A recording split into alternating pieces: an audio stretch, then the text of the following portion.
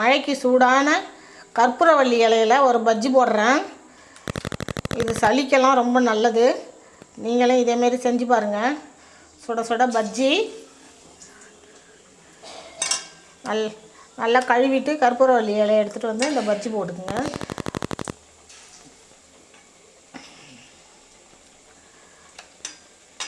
சூடான tea ready ஆகிட்டு இருக்குது.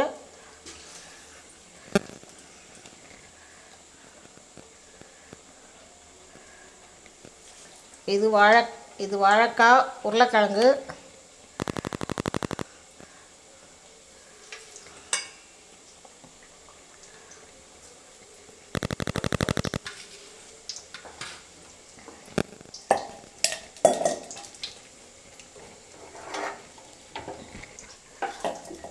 பாருங்க. இஞ்சி டீ ரெடி ஆகிடுச்சு.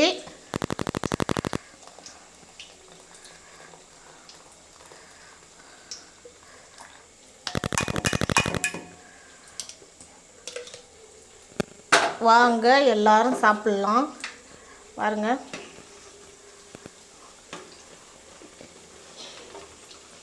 எப்படி கற்பூரவள்ளி இலையில பஜ்ஜி எப்படி இருக்குது பாருங்கள். இது சளிக்கு ரொம்ப நல்லது. இதே மாதிரி நீங்களும் செஞ்சு சாப்பிட்டு பாருங்கள். சூடான பஜ்ஜி ரெடி ஆகிடுச்சு, டீயும் ரெடி ஆகிடுச்சு. வாங்க சாப்பிட்லாம்.